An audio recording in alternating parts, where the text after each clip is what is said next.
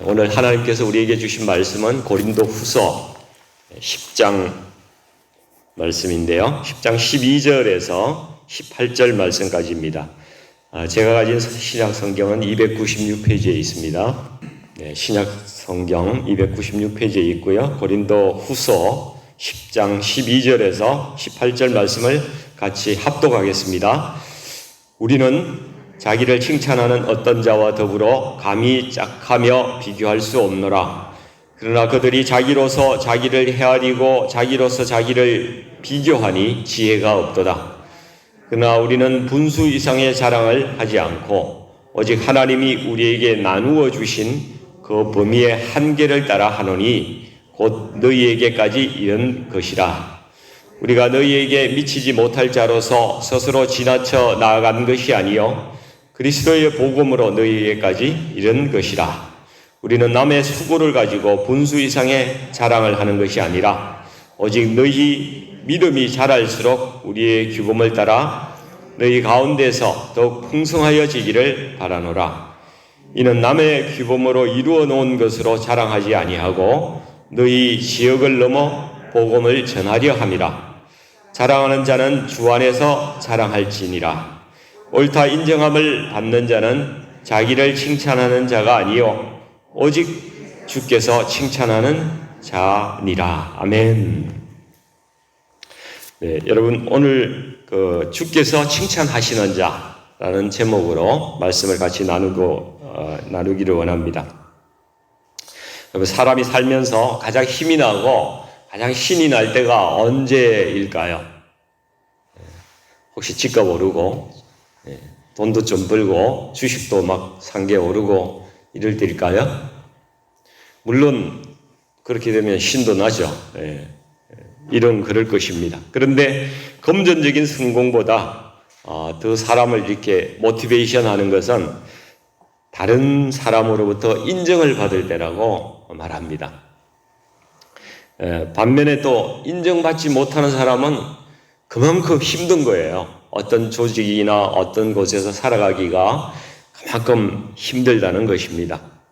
그래서 어떤 조직을 맡고 있는 리더의 제일 중요한 것의 덕목의 하나는 다른 사람을 이렇게 모티베이션하고 세워주고 격려하고 인정하고 하는 그러한 능력이죠.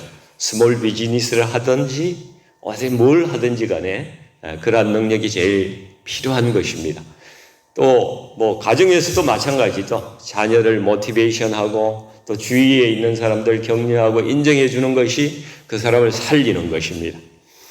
열심히 한다고 했는데 아무도 알아주지도 않고 칭찬도 없고 인정도 해주지 않으면은 그 사람 마음 가운데 이제 아주 복잡하게지는 거죠. 생각이 이제 다양해지고 힘들어집니다.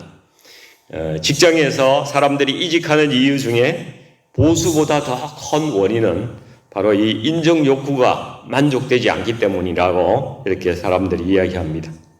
이 사기 아시죠? 사기. 사마천이 쓴 사기라는 책에 보면은 여자는 자기를 사랑해주는 사람을 위해서 화장을 하고 선비는 자기를 알아주는 사람을 위해서 목숨을 바친다. 이러한 말이 있습니다. 저도 과거에 기업에 있을 때 경험을 이렇게 되돌아보면은 사람들이 인정받고자 하는 욕구에 너무나 이렇게 메말라 있고 또 인정받으려고 일한다 이런 생각이 들 정도로 그런 생각들을 많이 하게 됩니다. 제가 있던 직장에서 이제 회의하면은 임원회의를 하면은 CEO 사장님이 탁 중간에 앉고 임원들이 한 30명이 이렇게 쫙 원탁에 쭉 둘러 앉습니다.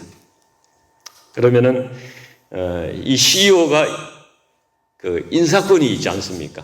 그리고 사람을 평가하거든요.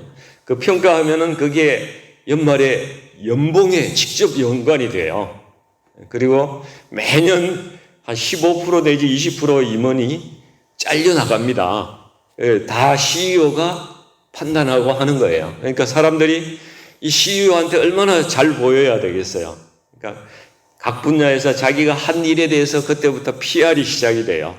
우리 부문에서는 이런 일을 했습니다. 막 이러고 자랑을 시작하죠.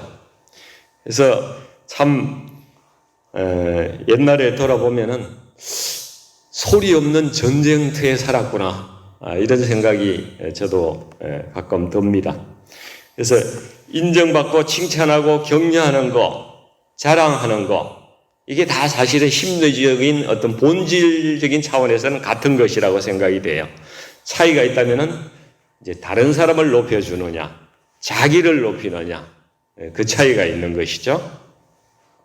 빌립보서 2장 3절에 보면 아무 일에든지 다툼이나 허영으로 하지 말고 오직 겸손한 마음으로 각각 자기보다 남을 낮게 여기고 이렇게 말씀하고 있습니다. 이 자기보다 남을 낮게 여긴다는 게 이게 쉬운 일 같은데도 쉽지 않은 겁니다. 이게. 그래서 쉬우면 성경에 이렇게 하라고 기록을 하겠습니까? 무척 어려운 것 같습니다. 사울도 그 백성들이 그 다윗이 이기고 돌아왔을 때 사울은 천천히요, 다윗은 만만이라 이런 이야기를 듣고 너무 이제 그 시기 질투가 나가지고 다윗은 아무 잘못이 없음에도 불구하고 미움을 받아서 한참 동안을 힘든 세월을 보내지 않습니까? 이 사울뿐만 아니라 모든 사람이 자기가 더 낫다는 평가를 받고 싶어하고 높아지기를 원하지, 다른 사람 앞에서 자기가 무시당하고 또 낮게 취급당하는 것을 못 견뎌합니다. 세상에 이것 때문에 시기가 일어나고 감정이 상하고 또 싸움이 일어나고 그런 것입니다. 여러분, 사람들은 다른 사람 칭찬하고 격려하는 거 이게 중요하다는 거 압니다. 그런데 자기 마음에 자기를 세우고 자랑하고 싶은 마음이 항상 같이 있어요. 그래서 좀 성숙한 사람들은 다른 사람을 이렇게 세워주고, 조금 아직 성숙하지 못한 사람은 자꾸 자기를 높이려는 마음이 자기 가운데 든다는 것이죠. 심지어 간증만 해도 그렇습니다. 어려운 환경 가운데서 내가 믿음으로 이렇게 했더니만은 하나님께서 축복하셨다. 참 듣기 좋은 간증이죠. 근데 자세히 뜯어보면은 주님을 높이기는 하지만은, 주님을 높이는 간증이긴 하지만은 한편으로는 내가 믿음이 좋고 어려운 환경을 잘 인내해서 그래서 하나님의 축복을 받을 만한 자격이 나에게 있었다. 이것을 피하라고 자랑하는 그러한 면이 상당히 보인다는 것입니다. 그래서 인간은 자기 자랑을 포기할 줄 모르는 존재인 것입니다. 고린도후서 10장에서 13장까지가 여러분 거짓 교사들이 바울을 막 깎아내리고, 이 바울의 능력을 깎아내리고 바울의 그 어떤 것들을 다 영향력을 깎아내리고 자기 자신을 지켜 세우는 그런 일들이 나오는 그러한 장면입니다. 거짓 교사들이 무슨 이야기를 하고 있는가 하면은 10장 7절에 보면은 바울의 외모 이야기가 나옵니다. 너희는 외모만 보는 도다, 이렇게 바울이 이야기하는데 이 고린도 교회의 교사들이 외모 이걸 갖다가 자꾸 이야기한다는 거예요. 또 10장 10절을 보면은 한번 같이 10장 10절을 찾으실 수 있으면 한번 같이 읽어보겠습니다.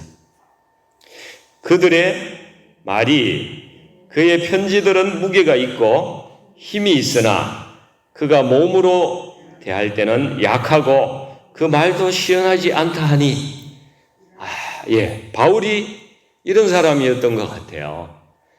편지를 보면은 막 엄청난 신학적인 그 체계와 아주 능력 있는 그러한 면이 보이는데 대면에서 보니까 사람이 너무 약한 거예요. 이 글은 좀 잘 쓰는 것 같은데 외모도 형편없고 몸도 약하고 웅변이나 이 언변 이런 것들이 좋지 못하고 또 이 사람들이 예루살렘에서 우리는 어떤 추천장 같은 거를 받아가지고 여기 왔는데 이 바울이라는 사람은 그 예루살렘 교회에 추천장도 없다 이거죠. 그러니까 어디서 굴러먹다 온 사람인지 모르겠다. 바울에 대해서 그가 사도라고 하기에는 신뢰할 수도 없고 그가 말한 거는 믿을 수가 없다. 이렇게 자꾸 이제 바울을 깎아내리는 거죠. 이 사람들의 평가 잣대는 여러분 인물을 봐요. 그죠? 외모. 그 다음에 말솜씨. 유려하게 말을 잘하는지 이런 걸 잘 봅니다. 그리고 추천장, 유력 인사들로부터의 그 레커멘데이션을 받아가지고 자기 자랑을 하죠. 여러분, 우리 교회도 사역자를 청빙하거나 또 우리 가운데 리더를 뽑거나 이럴 때 어떤 기준을 가지고 뽑습니까? 물론 여러 가지를 다 보겠죠. 신앙도 보고 학력도 보고 어떤 다른 사람의 어떤 레커멘데이션 보고. 근데 18절에 우리가 보면은 옳다 인정함을 받은 자는 주께서 칭찬하는 자니라 이렇게 말씀하고 있습니다. 여러분, 교회가 주님께 칭찬받는 자를 고를 수 있는 눈이 있어야 합니다. 우리에게 눈이 있어야 돼요. 사도 바울은 이 교회의 진리 수호를 위해서 이 부득이 이 거짓 교사들의 위선을 여기서 폭로하고 있습니다. 13절과 14절을 보니까 이 사도 바울은 오직 하나님 말씀을 따라서 복음을 들고 사람들이 미치지 못하는 이곳 고린도까지 와가지고 이 땅을 개간하고 기경하고 거기에 복음의 씨를 뿌렸다고 이렇게 이야기를 하고 있습니다. 15절 16절에도 보면은 남이 세운 교회에 살짝 들어와서 용모나 말솜씨도 그럴듯하고 또 다른 사람 추천장을 받아가지고 와가지고 자랑하는 너희들과 달리 우리의 관심은 그런 데 있는 게 아니야. 우리의 관심 뭐에 있는가 하면은 고린도를 넘어서 또 다른 곳에 가서 복음 전하는 일을 우리는 하려고 한다. 너희처럼 자랑하려고 하는 게 아니야. 바울의 생각이나 관심 이런 것들이 이 거짓 교사들하고는 확연하게 다른 데 관심이 있는 것입니다. 사람의 기준과 하나님의 기준으로 자랑의 기준이 다른 거예요. 여러분, 이 시대에도 연예인처럼 멋지게 생긴 사람, 유명한 사람이 나와서 한마디 하면 영향력이 굉장히 있지 않습니까? 아이돌이나 또 막 잘생긴 장동건 같은 사람이 한마디 하면은 이렇게 되는 게 실상이죠. 지금도 외모도 볼품없고 몸도 아프고 말도 떠듬떠듬 하면서 이렇게 이야기하면은 누가 잘 귀를 기울이겠습니까? 근데 고린도 교회도 꼭 마찬가지로 바울과 이 다른 사람들 사이에 그러한 일이 일어나고 있는 것입니다. 바울은 보기에 약하고 볼품도 없고 하지만은 진리를 선포하는 사람입니다. 그리고 하나님께서 거기에 능력을 부어주고 계신 거예요. 근데 고린도 교인들은 이 거짓 선지자들의 화려한 말솜씨, 이 스마트한 외모 이런 것들을 보면서 거기에 따라가고 있는 것이죠. 이건 결국 사단이 하는 일입니다, 여러분. 여러분, 진짜 복음에는 그리스도가 있는 것입니다. 가짜 복음에는 사람이 있어요, 사람이. 하나님께 영광이 되는 거냐, 사람에게 영광이 올라가는 거냐. 그게 가짜 복음과 진짜 복음의 차이인 것입니다. 여러분, 사단이 첫사람 아담과 하와에게 접근해서 세상 복음을 전했어요. 세상 복음을 제시했습니다. 세상 복음이 어떤 거예요? 먹음직도 하고 보암직도 하고 지혜롭게 할 만큼 탐스럽게 하는 것이 바로 세상의 복음입니다. 요즘도 보십시오. 우리에게 아주 감동을 주는 그러한 스피치, 감동을 주는 그런 것들이 얼마나 많이 있습니까? 긍정적인 사고, yes, we can, yes, I can, 이런 것들 불러일으키고 그러지 않습니까? 세상적인 성공 철학과 마음의 평안을 주는 그러한 세상의 복음들. 저와 여러분 속에 이미 얼마나 이런 것들이 많이 자리 잡고 있는지 몰라요. 알지 못하는 사이에 우리에게 엄청난 세상의 복음이 우리 가운데에 들어와 있습니다. 바울이 이 사단의 세상 복음과 지금 싸우고 있는 것입니다. 바울을 깎아내리기 위해서 사단은 바울의 사도성을 부정하려고 해요. 사도성을 부정하는 게 사단으로서는 굉장히 중요한 겁니다. 왜냐하면 이것을 부정해야 바울의 복음의 정통성이 무너지는 거죠. 그래서 그것을 집중적으로 공격하는 것입니다. 이 고린도서 10장에서 13장까지의 말씀은 계속 사도성을 이게 부정하는 그러한 사단의 공격, 거기에 대해서 바울도 죽기 살기로 변정을 하고 있어요. 왜냐하면 이것이 무너지면 진리의 복음이 무너지기 때문에 그것을 지키기 위해서 격렬하게 사도 바울은 논쟁을 하고 있습니다. 그래서 12장을 보시면은 바울이 밝히지 않으려고 했지만은 자신이 삼청천의 하늘에까지 갔다 온 사실을 바울이 이야기를 하는 겁니다. 바울은 그것을 자랑하려고 하는 것이 아니라 자신이 하나님께서 택하신 진실한 사도이다. 그래서 내 복음이 진리이다. 하나님께서 주신 복음이다. 이것을 강조하려고 그런 경험까지 자랑하고 싶지 않지만은 이야기를 하는 것입니다. 여기서 여러분 사도에 대해서 잠깐 이야기를 드려야 되겠는데요. 여러분 사도는 주님께서 예수님의 부활을 직접 목격한 사람들, 그들에게만 준 특별한 지위입니다. 이들에게는 하나님의 말씀을 주셨습니다. 그리고 또 권능을 주셨어요. 그렇지만 신약 성경이 완성된 이후에는 사도라는 것은 없습니다. 더 이상 사도는 하나님께서 주신 사람이 없고 우리에게는 하나님께서 이제 더 이상 성경 외에 더 이상 새로운 말씀을 주시지는 않습니다.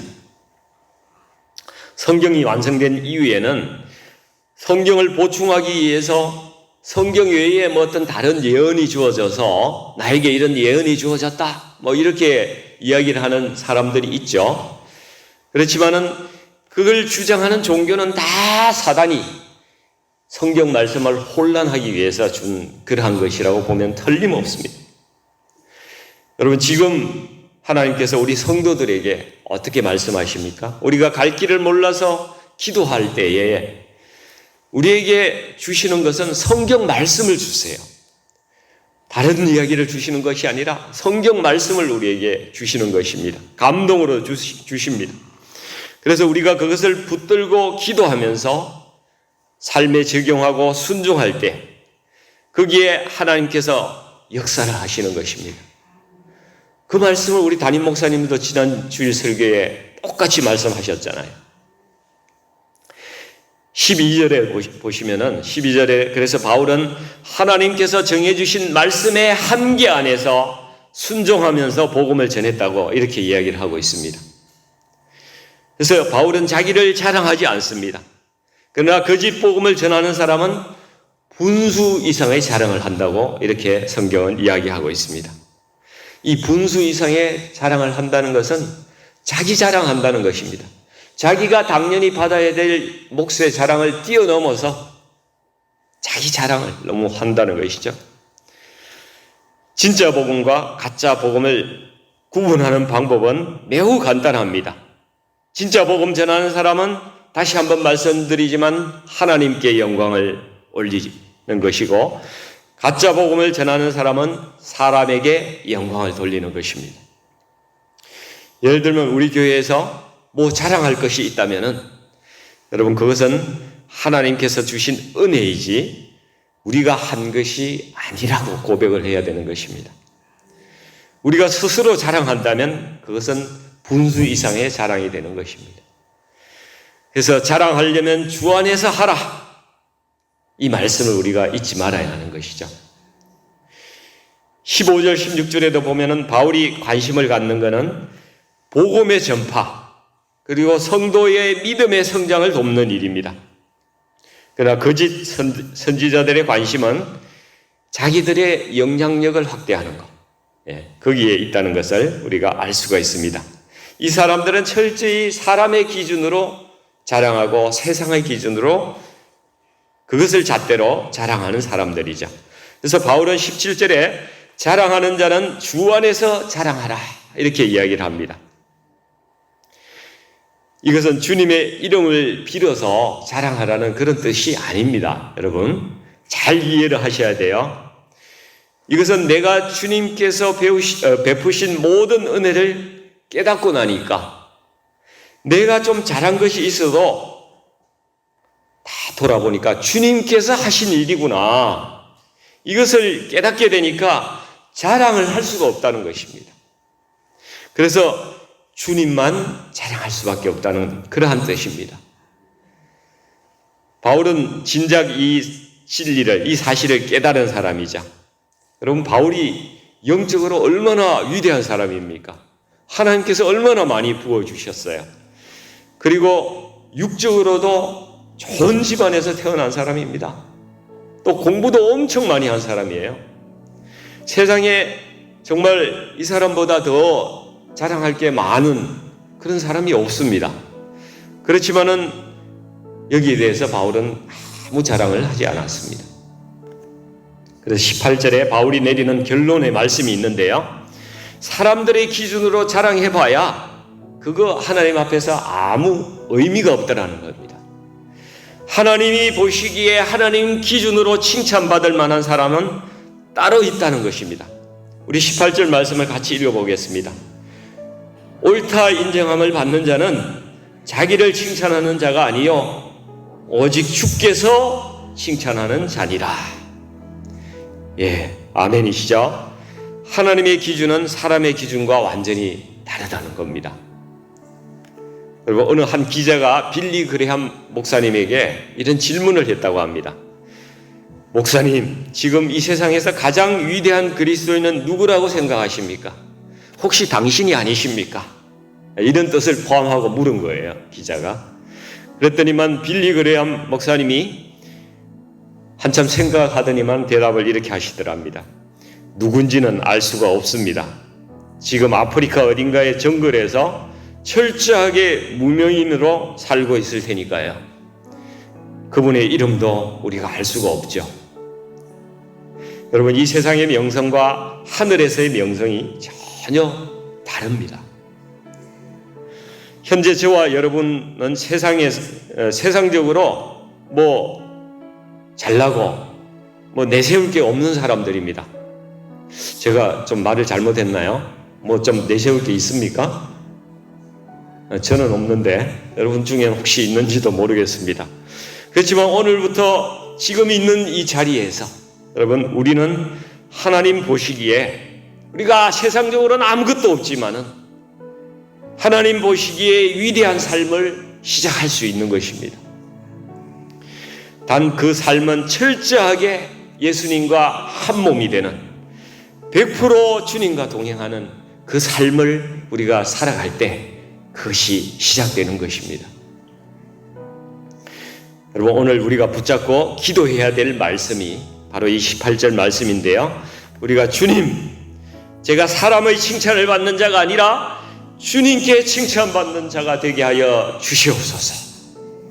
오늘 이 말씀을 붙들고 저와 여러분이 기도하시기 원합니다.